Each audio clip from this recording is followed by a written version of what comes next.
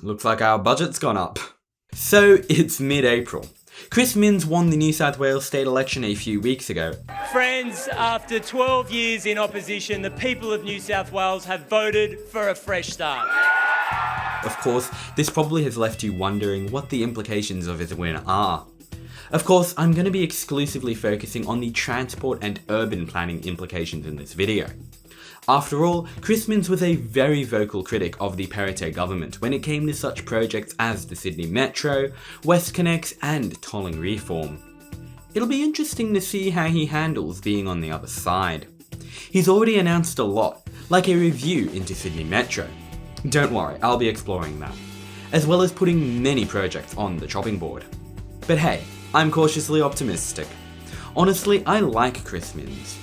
But do I trust him enough to deliver the fixes that Sydney's infrastructure and urban layout need? I don't know, I don't think I trust any politician to do that.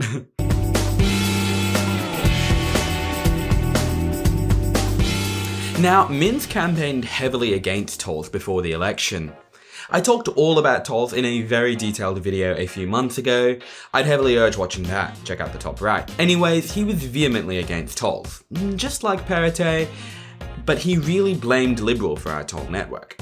It's a bit disingenuous because there's a decent number of motorways that are tolled because of Labor. That said, Liberal has privatised more assets than Labor, so you know what, I'm just not going to get into it.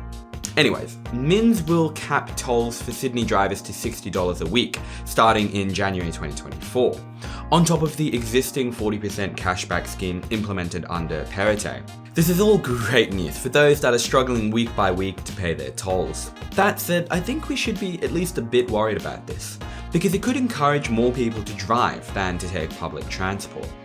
Our city is very car dependent, and that is something we need to be working to eliminate. Cars release pollution, cause traffic, increase urban sprawl, and transport far fewer people than buses and trains. I'm gonna be honest though, a $60 toll cap is probably not drastic enough to make those already taking public transport change their minds. Let me know your thoughts though.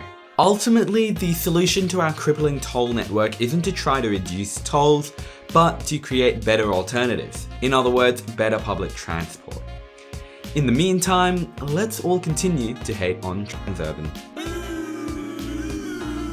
Anyways, the good news is that I do trust Chris Minns to not build any more toll roads for Sydney. We need roads, don't get me wrong, but I firmly believe that any new roads that we do build, we can build without tolls. And if we can't build them without tolls, maybe we shouldn't be building them to begin with. Minns has already pledged to not build the Beaches Link, which was going to be a motorway that would link the northern beaches to the Warringah Expressway. I don't know how I feel about this. It would sit much more comfortably with me if there was something proposed instead, like a train line. But let's be real, the northern beaches are never getting a train line. He's also pledged to pause works on the proposed 11-kilometre Great Western Highway tunnel, planned to alleviate traffic on the vital Blue Mountain link. Not cancel, don't worry, but I feel like pause doesn't have the best connotations either. Again, I don't know how I feel about this. I think it does need to be built eventually. I've driven through the area a few times and I can tell based off the many signs locals have put up that they're quite keen for it to be built. I think we can wait a bit longer for it. I just guess I hope paused isn't code for cancelled. Moving on now to what you've no doubt all been waiting for. Sydney Metro. I love Sydney Metro. I think it's going to transform our city in ways we can't even comprehend yet. I think a lot of people will truly understand just how amazing the project is when it arrives in Sydney CBD next year, and many people from all over Sydney have the chance to actually use it for the first time. That said, it's been incredibly expensive. The project has apparently seen cost blowouts of up to $25 billion. It's no wonder then that Minns has recently announced a review into Sydney Metro. This review is about assembling the right rescue team to come up with solutions to literally get the Metro project back on track. Look, as much as I love Sydney Metro, I've given my fair share of criticism to it. Sydney Metro West, for example, just doesn't have enough stations. I mean, think about it. They're building a line that only has 5 completely new stations, for what is blown out to $25 billion. It's no wonder, then, that Chris Minns has announced his consideration of adding news stations to the Metro West. It's honestly very, very exciting, the prospect of adding news stations to the Sydney Metro West. I really do think the decision to not build a station in Camellia was short-sighted.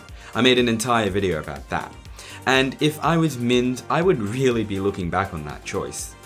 There's bold plans to transform Camellia into a new mixed-use development and town centre. And although a light rail stop is currently being built there, this simply won't be enough for the population. I really think they should build a metro there. I really do. But we'd be naive if we thought that Chris Minns could just snap his fingers and build a new station at Camellia. They've well and truly started construction on the Sydney Metro West already. Well and truly. I really want a new station at Camellia, but I'm about 80% sure it's too late to add a new station there. It's like mixing a strawberry cake, putting it into the oven for an hour, and then deciding 5 minutes later that you want a lemon cake instead. You'd have to make the cake all over again. Besides, the choice to not put a station at Camellia wasn't random. Rather, it was due to the industrial contamination of the area. Moving on, I've been concerned for months about Minns cancelling the Sydney Metro Southwest, especially after my Sydney Metro Southwest insider told me he thought there was a good chance this would happen. Got a decent bit of backlash for my Southwest Metro video. I think people thought I wanted it to be cancelled. Not true. I just didn't really understand why they chose to convert an existing heavy rail corridor instead of building a completely new one. No, don't comment about unlocking capacity on the city circle. I know about that already. Just go and watch my video and then you can comment there. Anyways, I do think they should finish the project, especially after how much has already been spent on it. I don't believe in spending so much on a project and then just cancelling it. I mean, if you do that, you're never going to get any return on the money you initially invested. The good news is that Chris Minns has ruled out cancelling the project for now.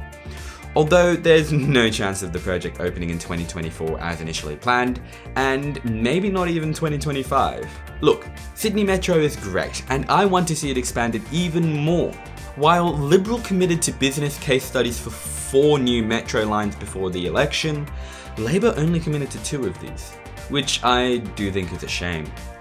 Although, do keep in mind Perrottet was a bit sneaky. Committing to a business case study is not the same as committing to build. But point is, I think we need to expand Sydney Metro even more. It doesn't have to be right now.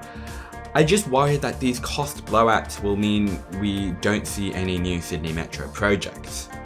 I think we can all accept that Labor aren't going to be as Sydney Metro dedicated as Liberal, but I'm still pretty interested to see where they go with the Metro. Most notably, I do wonder what their independent review will recommend.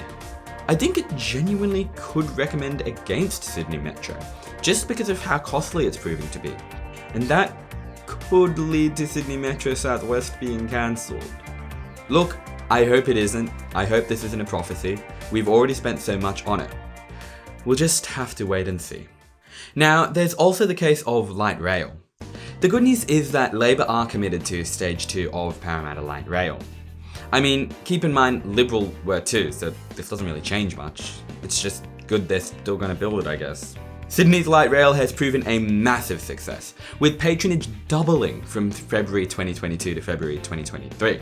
I hope we'll continue to see light rail investment.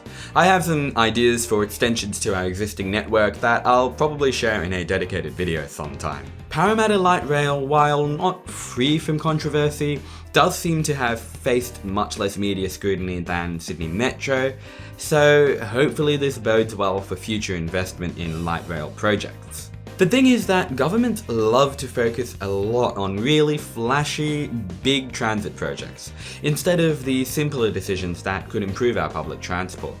Like, for example, buses. Buses are currently facing lots of cancellations, cuts to services, and more. Labor says they plan to increase bus services, but they're vague on how.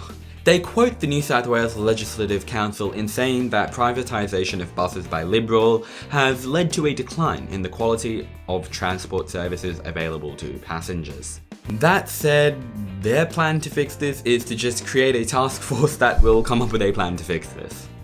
Basically just random fancy election buzzwords. On the bright side, they've recommitted to rapid bus links from Campbelltown, Penrith and Liverpool to the new Western Sydney Airport, which was promised years ago but is still yet to begin meaningful planning. Will Labor fix this in action? I really hope so. I don't want the new airport to open without these rapid bus links. Anyways, ultimately, fixing Sydney's bus network should be much easier than fixing the metro blowouts. There's a shortage of bus workers, so we just need to figure out why. Is it low pay? Is it strenuous work expectations? Figure out why bus workers are leaving in droves, fix that problem, and therefore reduce the bus cancellations that hang commuters out to dry. A task force is the way to figure this out, I guess. I just hope something comes of it. Once we do fix the bus driver shortages, let's begin increasing bus services and adding new routes. For example, I've said before that people who live on Sydney's outskirts feel that they have no choice but to drive places. These are the people paying over $60 a week in tolls. Why don't we introduce better bus services in, say, Marsden Park?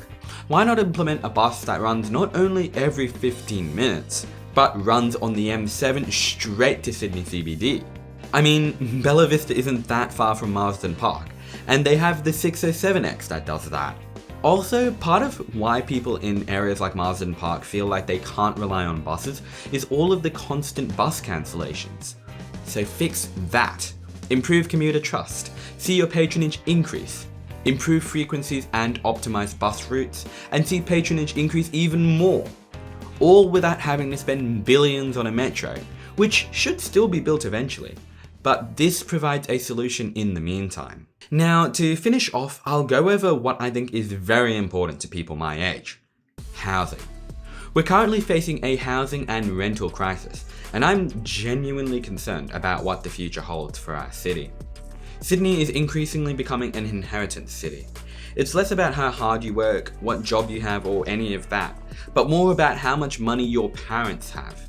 And that sucks. This doesn't have an easy fix, but boosting housing supply is for sure a good start. The new Minister for Housing, Rose Jackson, was very clear to inner city NIMBYs earlier this week, telling them to get out of the way. She's very clear that medium and high density social housing developments should be built in Sydney's North Shore and eastern suburbs.